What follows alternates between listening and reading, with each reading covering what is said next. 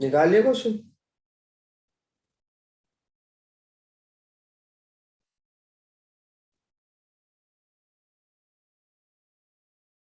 Hello. Sir बस निकाल लो। ओ,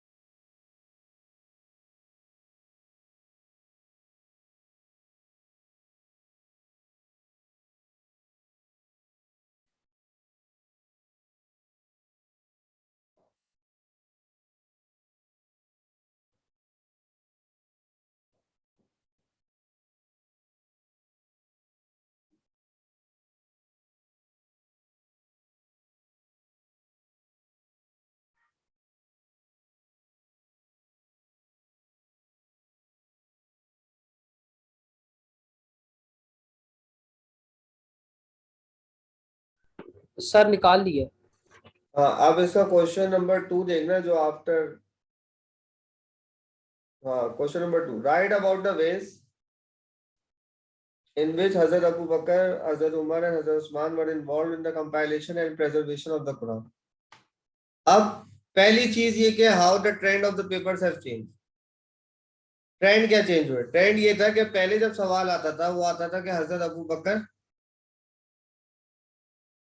सही, सिर्फ इनके जमाने के अंदर जो कंपाइलेशन हुई थी वो क्यों हुई और वो बताए वो पीरियड। सही, हजरत उस्मान का जो पीरियड है वो क्या आता था? सेपरेट आता था। सही, क्या मतलब? पहले वो जाता था बहुत ज्यादा स्पेसिफिक डिटेल्स, यानी पहले वो जाता था मोर ऑफ टुवर्ड्स डिस्क्रिप्शन। सही, यानी हर पर्टिकुलर इवेंट का आप डिस्क्राइब करो। सही है कि भाई इसके अंदर क्या हुआ क्या नहीं हुआ, ये चीज है। अब जो एग्जामिनर जो चीज पे जा रहा है वो एग्जामिनर इस चीज के ऊपर जा रहा है कि हमें स्पेसिफिक डिटेल्स चाहिए, but like it should be more elaborate. क्या मतलब? अगेन वो ये कह रहा है कि I want to cover more areas of syllabus, और इस वजह से अब जो क्वेश्चन 10 मार्क्स का हो गया वो और ज्यादा डिफिकल्ट हो गया है पहले जो होता था उसके हिसाब से, क्योंकि एग्जामिनर कहता है कि भाई मुझे जो करना है ना वो ये करना है कि मुझे ज्यादा से ज्यादा एरियाज को कवर करना है सिलेबस के। इसलिए जो पहले एक पार्ट को, यानी अगर जैसे मैंने बताया कि हजरत अबू बकर के दौर में कैसे हुआ, सही है, तो वो सिर्फ आता था पहले 10 मार्क्स का, बस इतना पार्ट आता था।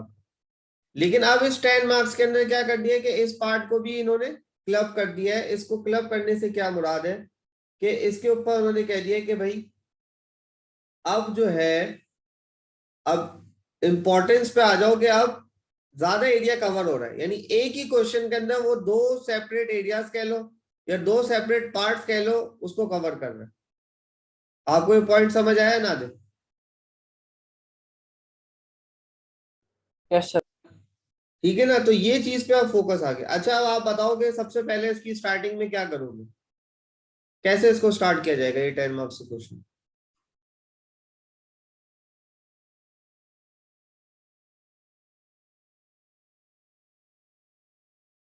सर जरा क्वेश्चन फिर से जरा रिपीट कर दे ताकि मुझे तक सोचने में जरा आसानी। Right about the ways in which Hazrat Abu Bakr, Hazrat Umar and Hazrat Usman were involve in the compilation and preservation of the Quran? Sir सबसे पहले तो हम हजरत अबू बकर के बारे में लिखेंगे कि वो बैटल ऑफ यमामा के बाद जब बहुत सारे यानी जो थे कुरान पाक के लर्नर्स वो काफी सारे शहीद हो गए थे, तो उसके बाद हजरत उस्मान के ज्यादा इंसिस्ट करने की वजह से हजरत अबू बकर ने वो एक स्टेप लिया कि वो हमें वो किसके कंपाइलेशन इंसिस्ट ऑफ करने होली के कुरान, ऊपर? हजरत उमर के इंसिस्ट करने पे। हाँ जरूर, ठीक है। तो फिर लेकिन हजरत अबू बकर थोड़ा शाय थे, क्योंकि उन्होंने ऐसा कभी कोई सोचा नहीं था, जो काम प्रॉफिट ने नहीं किया तो वो किस तरह कर सकते उसको। लेकिन हजरत उमर के कहने पे फिर उन्होंने हजरत जैद बिन साबित को यानी ये एक ड्यूटी दी कि वो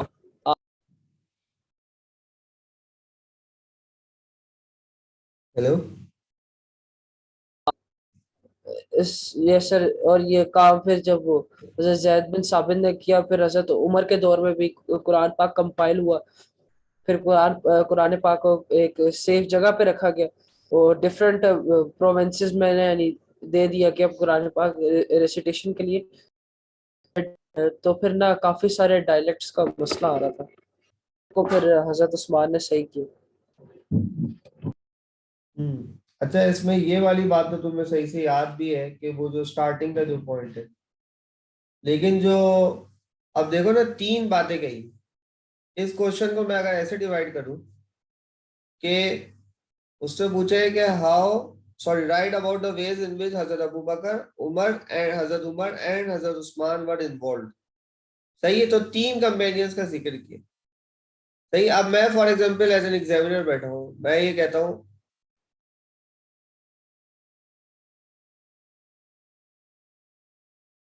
सही, तीन है तो, अच्छा ये, इसके मैं कहता हूँ फॉर एग्जांपल इस 10 मार्क्स के क्वेश्चन को मैं डिवाइड करता हूँ, तो मैं कहता हूँ इस पे ज्यादा डेटा, फॉर एग्जांपल इस पे कम है, इस पे ज्यादा।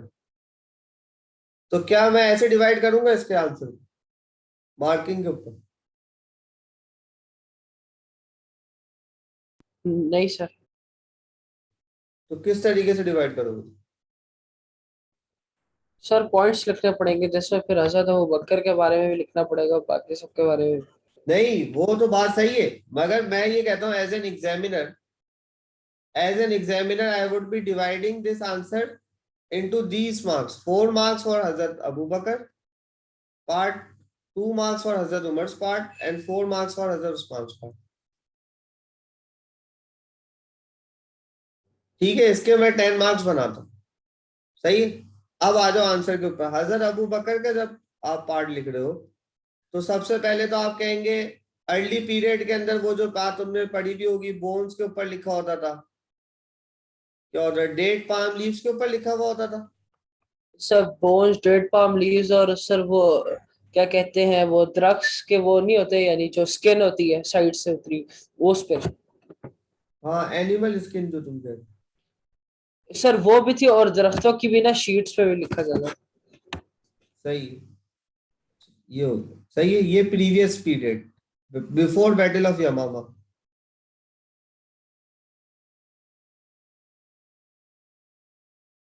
सही है ना, ये बिफोर बैटल ऑफ यमामा हो गया। अच्छा, उससे पहले फिर आपने बैटल ऑफ यमामा का जिक्र किया।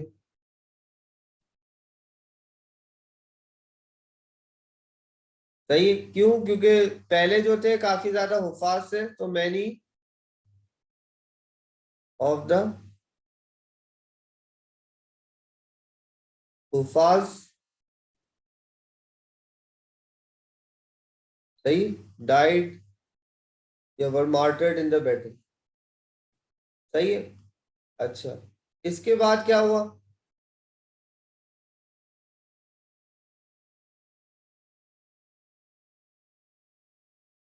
इसके बाद हजरत उमर का थोड़ा सा पार्ट आता है। इसमें यह हुआ कि थर्ड पॉइंट जो है वो यहाँ पे मैं लिख रहा हूँ कि हजरत उमर ने, तुमने क्या बात बोली थी कि भाई, इंसिस्ट किया था काफी से उसका।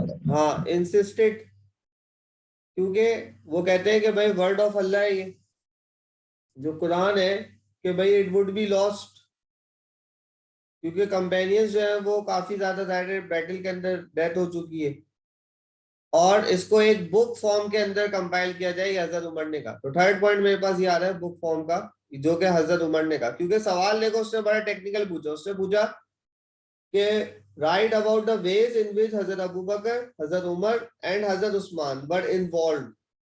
उससे ये नहीं कहा कि उनकी कैलिफेट के पीरियड में ही हो, ये बात इंपॉर्टेंट है। उन्होंने कहा कि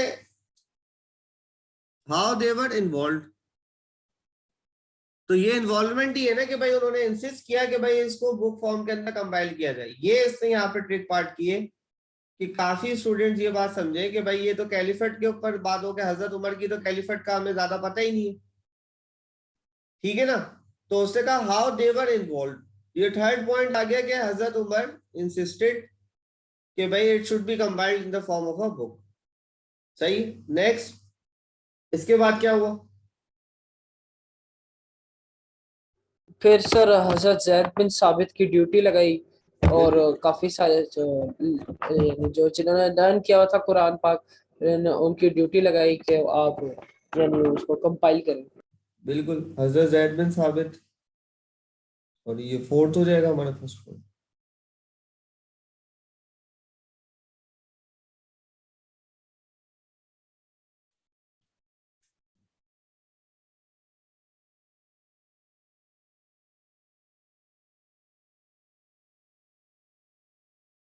सही, शुरू में हेजिटेट किया फिर मान गए, ये सब बातें हो गई।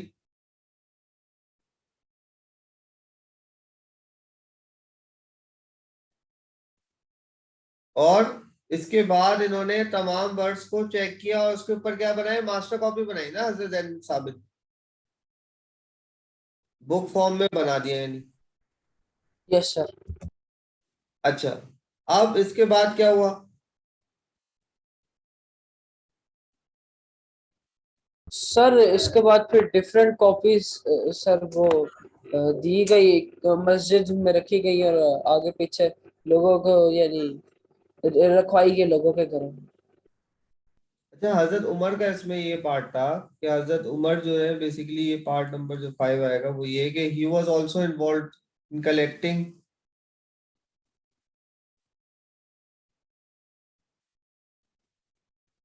द मुसाफ फ्रॉम द कंपेनियंस। जब कंपाइलेशन हो रही थी तो ये, और फिर इसके बाद जो फाइनल कॉपी बनती है, जो ये फाइनल कॉपी बनाते हैं वो इनके पास आती है हजरत उमर, और फिर इनकी बेटी जो है हजरत हफ्सा के पास। यस सर, उनके घर पे होती है। जी, तो फिर ये इनका यहाँ पे पार्ट आ जाता है। पहले कॉपी इनके पास आती है, फिर इनकी डॉटर के पास वो कॉपी आ जाती है हजरत हफ्सा।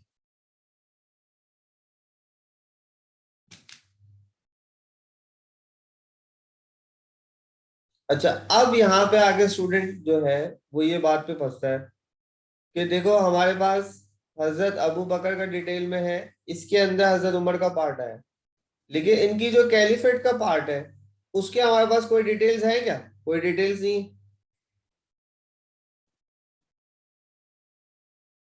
हजरत उमर के जो कैलिफेट के पार्ट के अंदर कोई डिटेल्स है कि उन्होंने कुछ किया हो कंपाइलेशन ऑफ होली कुरान के ऊपर या प्रेजर्वेशन? तो इसलिए आप ये देखो एग्जामिनर ने दो वर्ड्स डाले, कंपाइलेशन एंड प्रेजर्वेशन।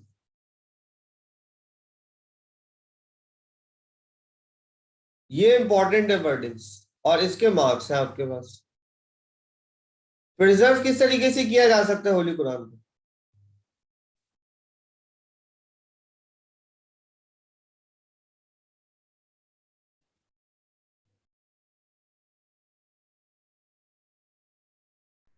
सर उनकी यानी उसकी यानी कॉपीज बना के और लोगों तक अवेयरनेस देके। रिजर्व करने के लिए बिल्कुल कॉपीज बना के भी हो सकता है।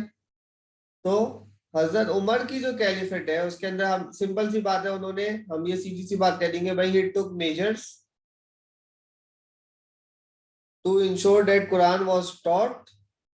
जैसे हम लोग जर्नल आजकल भी है कि कुरान सिखाया गया और लोगों को मेमोराइज किया गया और याद कराया गया है, ताकि जिस फॉर्म में है वो अपनी ओरिजिनल फॉर्म के अंदर ही लोगों के अंदर रिटेन हो।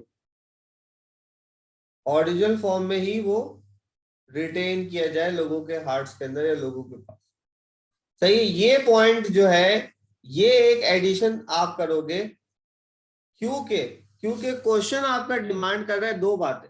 एक तो वो कह रहा है कंपाइलेशन, ये सारा स्टेप, ये सारी बातें क्या है कंपाइलेशन की, ये compilation compilation compilation compilation compilation, ये थी प्रेजर्वेशन के, उनको वो दे दी गई, उन्होंने संभाल के रखी। और फिर हजरत उमर ने क्या किया कि भाई ये लाइन हम अपनी तरफ से ऐड करें, क्योंकि जाहिर है ये तो हुआ ही होगा कि सिंपल मेजर्स लिए होंगे उन्होंने, that Quran should be memorized and kept in so that it is memorized in the original form and retained in it। ये बात जरूर लिख देना। इससे क्या होता है कि तुम्हारे पास एक एडिशनल मार्क आएगा, that the person, जो स्टूडेंट है उसने क्वेश्चन जो है वो सही से पढ़ा और उसने प्रेजर्वेशन वाली बात भी पढ़ी, ना सिर्फ वो कंपाइलेशन के ऊपर अटका रहा बल्कि उसने ये जो प्रेजर्वेशन का वर्ड है ये भी उसने यहाँ पे आगे फुलफिल कर दिया। ये बात क्लियर है?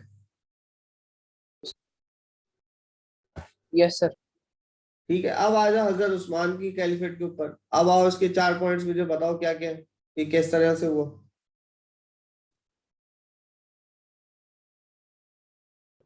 सर उनको जब वो हजरत उस्मान कैलिफेट में आए तो उनको पता लगा कि काफ़ी सारे ऐसे इलाके हैं यानी उनके टेरिटरी में जहाँ पे यानी कुरान पाक को डिफरेंट डायलेक्ट्स में पढ़ा जाता है और उसका मीनिंग काफ़ी चेंज है।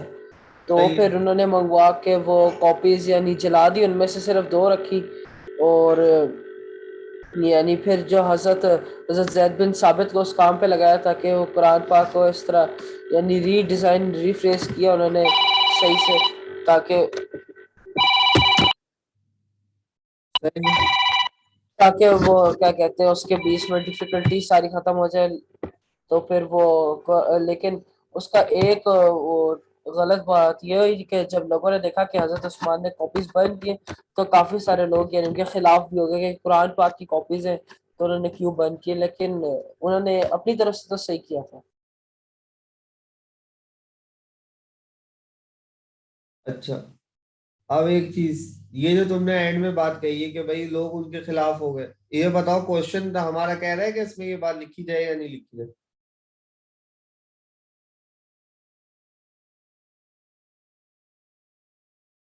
क्वेश्चन क्या कह रहा है? अब आ जाओ क्वेश्चन के ऊपर। क्वेश्चन में ना आपसे वैल्यूएशन मांगी, ना आपका ओपिनियन मांगा। क्वेश्चन बोल रहे right about the veg in which Hazrat Abu Bakr, Hazrat Umar, Hazrat Usman were involved in the compilation and preservation of the Holy Quran।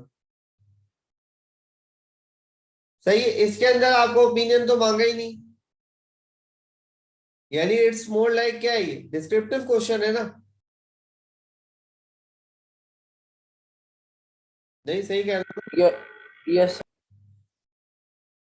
अब आप ये बात मुझे कह रहे हो कि सर ये एक डिस्क्रिप्टिव क्वेश्चन, डिस्क्रिप्टिव क्वेश्चन में जो आपने लास्ट सेंटेंस मुझे बोला कि सर वो लोग उनके खिलाफ हो गए, इट्स एन ओपिनियन।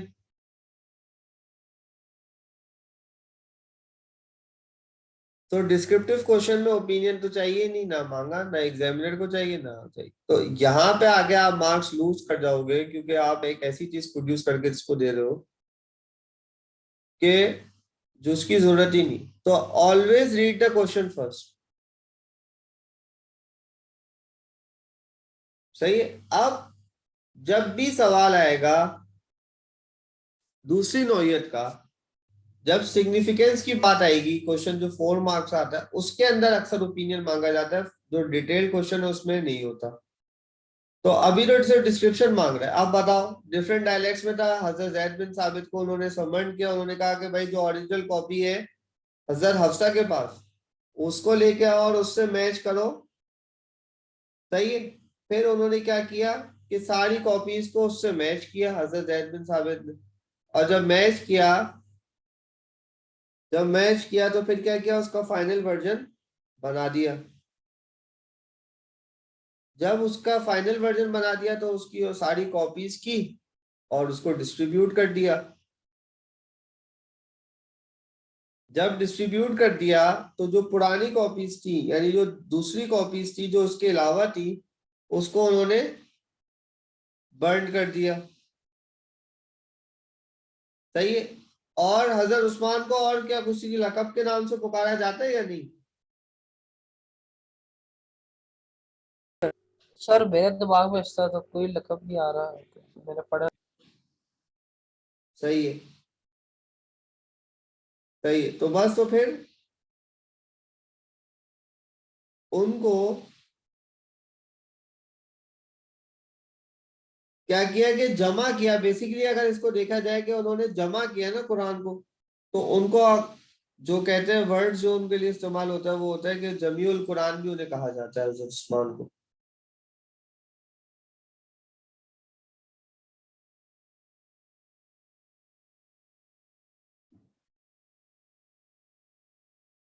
ठीक है। अब हम आते हैं, हमने कहा सर इसके 4 पॉइंट्स, मतलब 4 marks. For example as an examiner I would be looking at if it's a 10 marks question, तो 3 हिस्सों में मैं तोड़ रहा हूँ, हजरत अबू बकर, हजरत उमर और हजरत उस्मान। तो कम से कम मैं इतना वेटेज तो दूंगा। आइदर इट वुड बी, अगर ये इंसिस्टिंग वाली बात है, ये सब बातें, तो either it would be like 4-3-3, या फिर 4-2-4। सही है। मार्क्स के हमेशा डिस्ट्रीब्यूशन करना when ever you have a question. ये हमारे पास क्या था, अब ये क्यों लेंदी क्वेश्चन आ गया, ये क्या है सर? ये ओपन एंडेड क्वेश्चन था मेरे हिसाब से। सर क्यों ओपन एंडेड क्वेश्चन था? ये ओपन एंडेड इसलिए था क्योंकि 3 सहाबा के बारे में पूछा जा रहा है। हजरत अबू बकर है, हजरत उमर और हजरत उस्मान। तो यू हैव एम्पल डेटा के टू राइट ऑन। सही है, आपके पास डेटा ही डेटा है, आप इसमें से जो है पिक एंड चूज कर सकते हो। यहाँ पे एक आध पॉइंट अगर आपसे मिस होता है, जो छोटे पॉइंट है, फॉर एग्जांपल बैटल ऑफ यमामा में कितने हुफाज से जो कत्ल कर दिए गए थे, इसकी डिटेल हमने नहीं लिखी, आप इसमें से मिस कर सकते हो ये चीज। क्यों मिस कर सकते हैं सर? क्योंकि it's an open ended question, ये बात समझने की।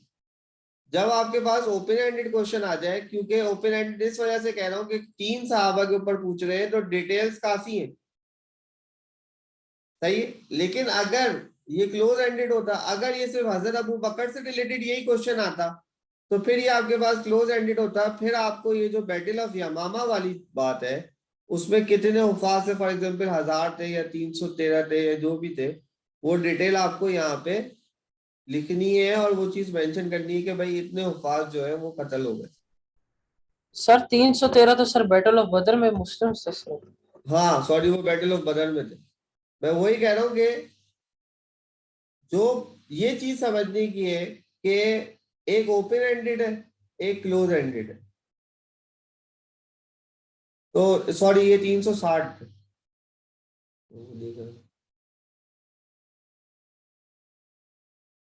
सही है। तो अब 360 हुफाज जो है वो बैटल ऑफ यमामा में किल्ड हो गए थे। अब ये बातें क्या है कि ये चीज समझने की, जब भी क्वेश्चन आए तो the first thing what you will do, you will decide in your mind. जो पहली चीज डिसाइड करनी है, जो मैं करता था, जो कि मैंने स्टूडेंट्स को बताया भी है, डिसाइड क्या करनी है कि whether it's an open ended. Open ended का क्या मतलब है कि मेरे पास इस पर डेटा है या नहीं है, मैं इसके ऊपर कितना जा सकता हूँ, या फिर close ended question. Close ended पे आपकी स्पेसिफिक डिटेल्स काउंट होती है when the examiner is giving marks.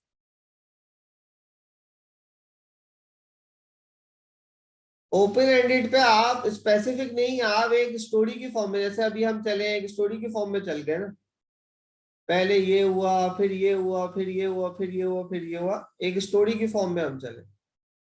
लेकिन ओपन एंडेड में आप जा सकते हो, क्लोज एंडेड में आपकी स्पेसिफिक डिटेल्स आती हैं जो कि आपके पास हाई स्कोरिंग मार्क्स के लिए आपकी अवेलेबिलिटी। ये बात अभी क्लियर हुई आपको? Yes sir. तो सबसे, अब जैसे फॉर एग्जांपल ये पेपर नहीं है तुम्हारे पास का 21 का?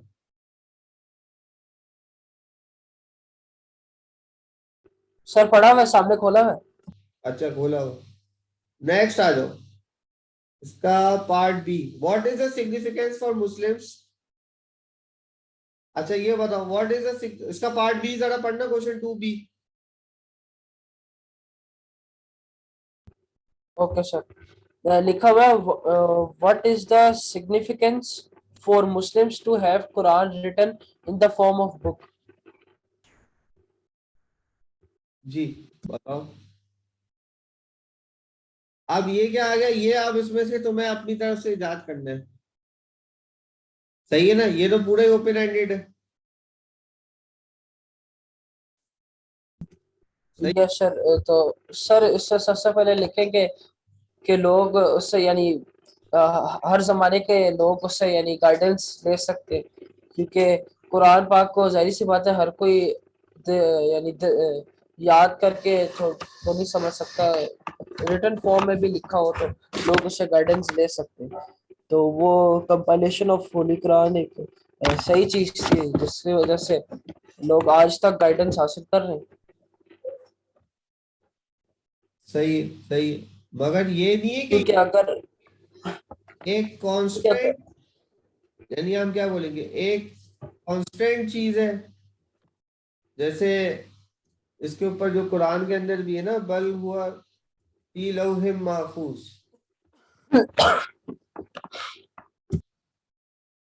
सही है, सही। जालिक एक अलिफ लाम मीम जालिकल किताबु ला रैब फीहि हुदल लिल-मुत्तकीन। सही है। Like it's in the uniform form ना, यूनिफॉर्म है, कांस्टेंट है, यानी एक एक फॉर्म के अंदर है। सही। सिग्निफिकेंस क्या हुई कि जो बंदा, फॉर एग्जाम्पल जो अरब है, सही है, वो भी, और जो नॉन अरब है वो भी, यानी सबको पूरी दुनिया के अंदर सिर्फ एक ही फॉर्म के अंदर कुरान जो है वो आपके पास एग्जिस्ट करता है, वो के ये है। तो वो ये पूछ रहे what is the significance for Muslims.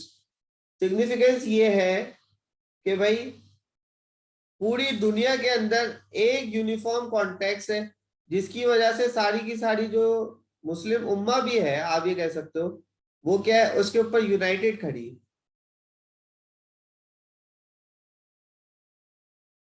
सही है। इसके ऊपर यूनाइटेड खड़ी है। जब भी वो कहते हैं, जो पहली आयत है अगर सूरह बकरा की जो है, अलिफ लाम मीम, पहला याद है रुकू नहीं? सर याद है। ज़ालिकल किताबु ला रैब फीह। हुदल सही है ना। तो ज़ालिकल किताब, this is the book that there is no doubt.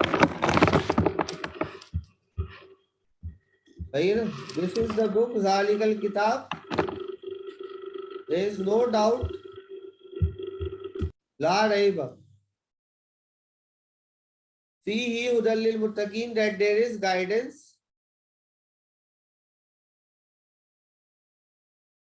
For the मुत्तकीन।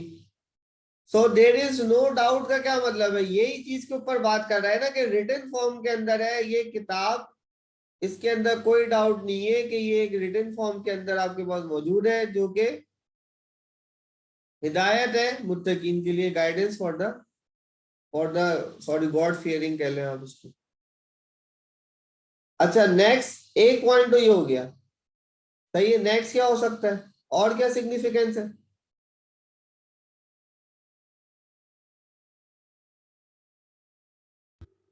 Sir यानी मुस्लिम उम्मा यूनाइटेड है इस पे, गाइडेंस ही कर रहे हैं। और अगर कंपाइलेशन ऑफ होली कुरान ना होती तो यानी शायद अभी तक इस्लाम भी। उससे मेन जो एम्फेसिस दिया है वो क्या है, रिटन फॉर्म में, यानी written in the form of. Written मतलब लिखा हुआ। तो लिखा हुआ है तो इसका मतलब क्या है कि we we can even read the Quran if we haven't memorised it. अगर याद नहीं भी है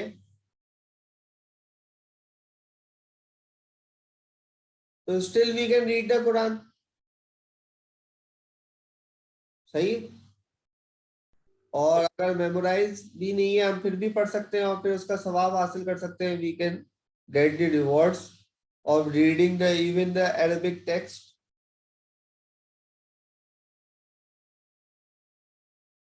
ठीक है। नेक्स्ट, नेक्स्ट क्या पॉइंट होगा?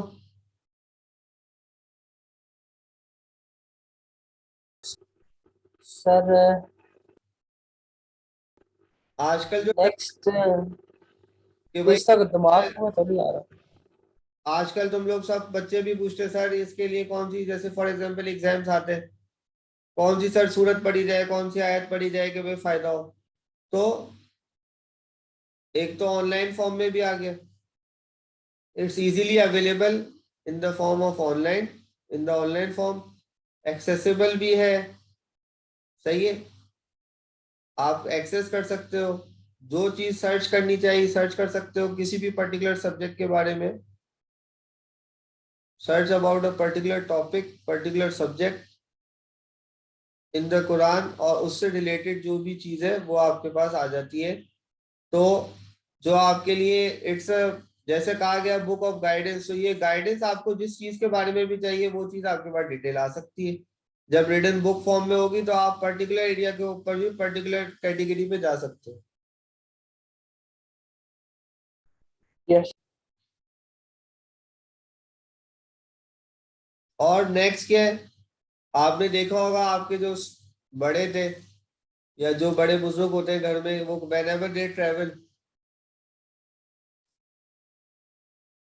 सही है, so they carry the book with them, लेके जाते हैं, कुछ यस सर। बच्चे लेके चले जाते हैं, पढ़ रहे होते हैं, सही है, डिफरेंट है सबका।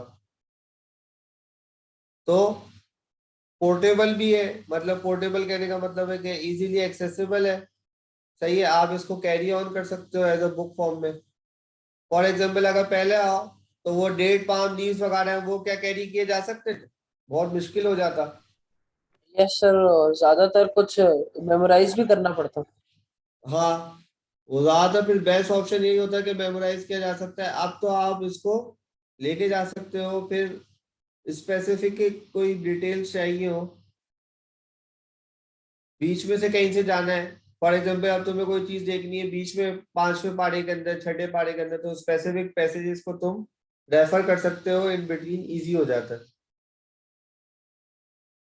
Yes sir. ठीक है, अब ये हो गया। अब आ जाओ क्वेश्चन नंबर, जो इसका नेक्स्ट क्वेश्चन है हमारे पास, वो क्या है, क्वेश्चन नंबर 3।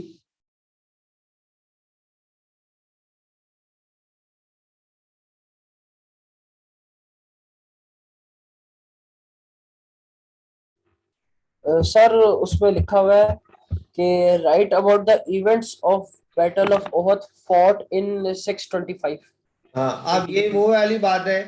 अब फॉर एग्जाम्पल तुम इस बैटल ऑफ ऑहद में कहो कि नहीं, बैटल ऑफ ओहद जो थी वो अच्छी थी, या फॉर एग्जांपल मुसलमान जीते हारे, कोई ऐसी बात को कोई ओपिनियन दो, तो यहाँ पे फिर एग्जामिनर तुम्हारे मार्क्स काटेगा, क्योंकि वो तो कह रहे थे मुझे इवेंट बताओ। तो इवेंट का क्या मतलब है, इवेंट का मतलब है आप बनाओ टाइमलाइन, अपने जहन में ही बना लो, सबसे पहले क्या हुआ, फिर क्या हुआ, फिर क्या हुआ, ऐसे मुझे इवेंट्स बता दो, सबसे पहले क्या हुआ बैटल ऑफ ओहद,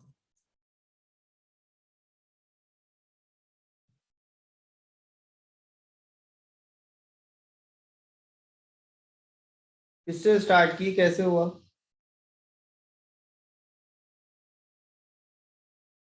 पता है इसके बारे में, नहीं?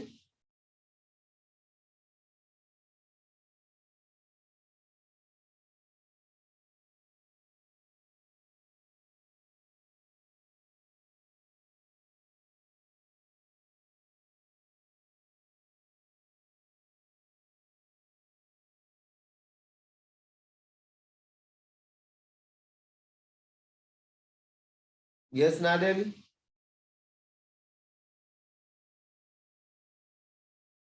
कोई ऐसी बात नहीं, नहीं भी पता तो हम कर लेंगे, ऐसी क्या बात है, कवर कर लेंगे।